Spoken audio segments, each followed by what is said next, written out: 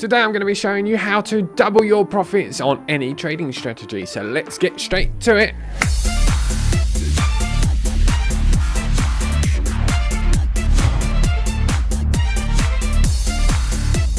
Hey trader devs, my name's David and welcome to my channel where I go through trading strategies that I find on YouTube and on the web, and then I use code to debunk the bad ones and find the good ones. If you promise not to leave, today we're going to be looking at the most sexy, the most researched terms for trading on YouTube, and that is risk management. I know that it honestly is something that's not particularly researched on YouTube, and a lot of people don't really like risk management. But it is fundamental and important for trading strategies. Today we're going to be looking at one indicator that will help you estimate what is a good position to be entering into the market. If you're somebody that uses a 1%, for instance, of your portfolio to take trades as risk management, this way you'll be able to work out how to increase your net profit, and this is something that I've been looking at recently. I learnt this technique thanks to a course that was sent to me by a hedge fund, and it's something that I have been backtesting for a little while on the boilerplate, and on a simple SMA crossover strategy, which is extremely simple, it has increased the net profit by over 100%. So I guess the best thing is to get straight over to my computer. We'll discuss and have a look at that together, and I'll go through the code very quickly. I'll be adding it to the boilerplate so that all of the David Tech indicators will be able to estimate a better position, and I'll be adding it to the boilerplate and all of my indicators so that you can take better entries and hopefully milk more money out of the market. Okay, let's have a look at that. But if I can ask you before we go, if you don't mind just giving a big old thumbs up, and don't forget to subscribe if you enjoy the videos. I do videos Monday and Friday. You can also join me on Discord where I do live streams, and we do code together and things like that. And you can download all of these strategies and add them to TradingView, where you can connect to bots and take all of this automatically. Right, over to my computer. Right, here we are on my computer with the simple boilerplate that I was talking about. This is a very, very simple trading strategy which I use just to test my boilerplate, which is just the core of the David Tech strategies. I use this to test so that I can work out whether the boilerplate updates are working. And today we're going to be taking this 79% net profit, and I'm going to try and at least double it. We have 112 closed trades and a 40% win rate. So look, the equity curve looks okay. It isn't the best strategy in the world, but it certainly is a good strategy. When you look at the buy to hold at being minus 34%, it seems to be not bad. But I want to make that even better. So the idea of today's video is we're going to be talking about this indicator that I've made, okay, which is called risk. You'll be able to download that on TradingView. And this indicator literally tells us where we are in the market and what the position sizes we should be taking. So as you can see, it has three zones. We have zone 1 here, zone 2 here, zone 2 here, and zone 3 here. And in these zones, we're going to be taking different position sizes because, as you can see, when we're in this area here, we're pushing towards the top. And as we get in here, we may be consolidating and looking for a move back down. Now, how does these zones work? Let me just make this a little bit more bigger on my screen here. Okay, how does this position work? Well, let me remove the lines and the zones very quickly, just leaving the middle one here. Currently, this is simply an ATR band. Now, the ATR band, I've also added a couple of other options here. We can use the ATR band. We can simply use the close. We can simply use volume, because we all know that markets where the volume is too low can be areas of consolidation or a potential reverse. So you might want to keep out of those kind of markets. And when markets are much higher, we might want to add much more into our position than when the markets have very low volume. I have also added an EMA or an MA5 and an MA 25 here.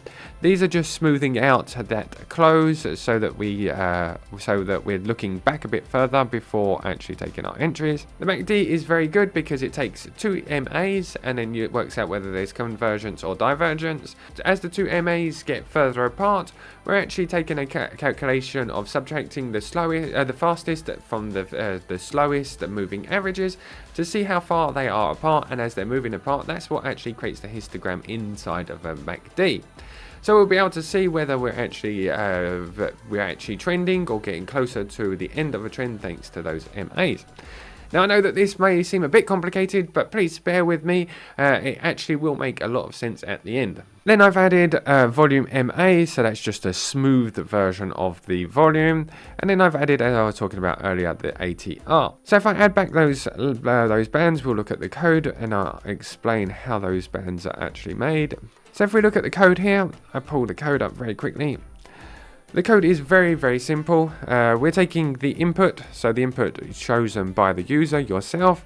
We're taking a high set of look back of 100 candles. So what it does is it looks back 100 candles and finds the highest candle over that period. As you can see here, this would have been the highest candle over 100 periods, so we've marked that. And we've continued to look for that, made that as the highest band. And then we have the low, which does exactly the same. It looks back 100 candles and looks for the lowest candle of 100 look back. And then what I do is I divide those, the high minus the low, to get these bands here. And then we just add that third, that gives us a third. We're going to add that third to the lowest and add that, subtract it from the highest to give us those 2 bands here. So that gives us a very much like an overbought and an oversold section and a middle section like the RSI for our risk to reward management. So as I was saying earlier, if you are somebody who takes 1% of your account or maybe 3%, we're going to start with 3%, it makes it easier for the calculations. If you're somebody who takes 3% of your account, maybe you would take 1% of your account here, 2% of your account here and 3% of your account here, or maybe it would be the other way around. If you're looking for longs, you'd take something like 1% here, maybe 2% here and maybe 1% here again, or maybe 2 here and 1 here. We're going to backtest to find out what the best combination is, and if you're looking for a short, you may be looking for a 2% here, a 2% here and a 1% here, because you might be at the end of the move as you're coming all the way to the bottom here. So I have started to add this to my boilerplate and all of the indicators. So let's have a look at the strategy backtester here. As I was saying earlier, we're currently at 79%. So if I open the boilerplate and I scroll down, you will now find a risk management section, which was already there. I have to find it each time because there it is. Okay, the risk management section is just here. This part here. Okay, so we have at the bottom here, we have our ATR, which is what I was talking about earlier. Right, okay, so we have our position size here. Currently it is set to manual. I have added 2 new algorithms to it, Dynamic Algo 1 and Dynamic Algo 2. Dynamic Algo 2, 1 is very, very simple. It doesn't distinguish the difference between a long and a short, so it depends whether you're using something like an ATR. You might want to do, whether it's a long or a short, you don't really care. You want to do 1 position here, 2 positions here, 3. Algorithm 2 makes a difference between the shorts and longs, so if you're in a long, you might want to do 1 here, 2 here, and 3 here, and if you're in a short, you might want to do 1 here, 2 here, and 3 here. So it makes it a bit easier for us to distinguish the difference between a short and a long. Okay, so let's test some of these out. Right, so currently I will set these back to default, 1, 2, and 3 here. What we do is we go to the position size here, and as you can see, I'm going to add the first dynamic algo here. This one obviously doesn't distinguish the difference between shorts and longs. And as you can see, just by adding that, we've absolutely exploded the net profit here.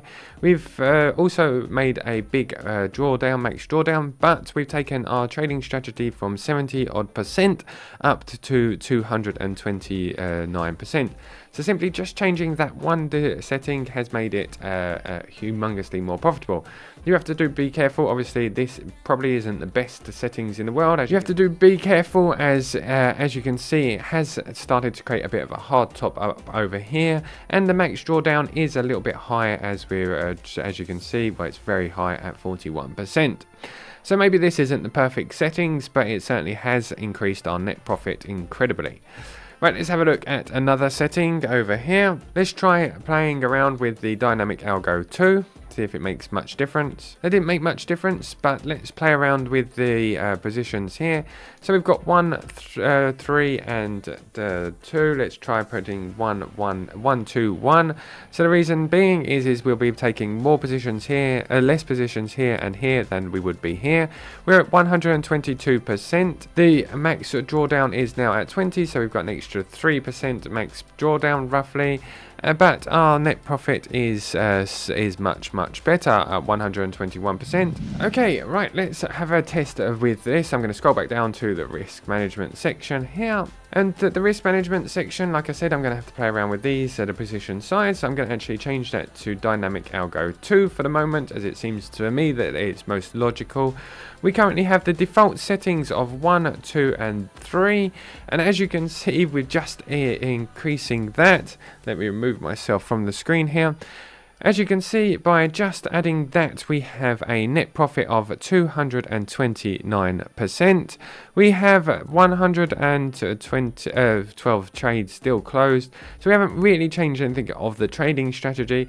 The max drawdown is now huge, so this obviously isn't the best combination of DAs, as I've called it here, but we'll look at that afterwards. Max drawdown is now 41%, and as you can see, it has created a bit of a hard top just around here. This area here is a bit of a hard top, so we'll probably look to round 2 try and make it better. Okay, so what I'm going to do now is I'm going to play with the settings here. So we're going to play around a little bit. Let's go for... Currently I'm using the ATR. You can play around to see if the volume would be better. Let's just play with these settings a bit to see what we'd get. Let's see. Come on, David, and once again he's gone to code a new strategy. He'll be back in just 5 minutes. RSI and MACD. If he doesn't run into any bugs, there will be a new strategy. Come on, David, hurry up. Come on, David, show us what you got. Come on, David, our patience running out. Come on, David, show us what you got. Okay, so I've been playing around with it a little bit. I haven't had an extensive amount of time to play around with it, but I certainly am very impressed with this technique. I've been using this on this boilerplate. Like I said, it's not a real strategy. Well, it is, but it's not the best strategy in the world. And just playing around with the settings here, I've set it to dynamic algo 2, sorry. I've set my dynamic algo source to ATR. I've also noticed that the ADX seems to work as well, but I'll be looking at that in a second. The ATR I've set to DA multiplier by 1, the second one to 3, and the third one to 1. So obviously, as we're getting into the bands, the middle section seems to be the most profitable area of those bands there. So the other ones, we decreased the amount of money we're putting into the market because they could be more risky options here, or maybe there's just not enough volume to move that market. Or volatility. Okay, so as you can see, I've managed to increase that almost by 100%. We're at 165%. The rest of the trading strategy looks pretty much the same. We haven't got such a hard top up here. We have a max drawdown of 22%, so it's gone up a bit, but not humongously. And like I said, I haven't had a humongous amount of time to play around with that settings. So this is now part of the David Tech indicators, so you can easily add it, play around with on your strategy. You'll be able to make it so that it automatically trades with those settings using the alert settings, so that it actually automatically triggers those trades with that. Or you can download the risk indicator for David Tech. The link to that is in the description as well, which will help you do it better risk manage. Like I said, thanks to the hedge fund that sent me the video about this, it really does help us to improve the boilerplate. They say that they use this technique daily in their hedge fund, so it certainly seems like a good idea to me to add it to the David Tech indicators. Thanks for staying around, thanks for watching to the end, because like I said, it isn't the most sexy subject of trading strategies, but if you can imagine getting an extra 100% on your trading strategies thanks to a simple click on a indicator, or just downloading an indicator and changing your positions, obviously it's worth the wait, hopefully. So without further ado, I'd like to say thank you very much for watching. Please don't forget to visit Bybit. Bybit is helping support this channel. So thank you very much. Don't forget you can download all of the indicators, links to Patreon and everything is down in the description below. Keep safe, keep coding. I'll see you on Friday, or I might even see you on Discord. Have a good day and I'll see you on Friday. Take care. Goodbye. Bye bye now. Bye.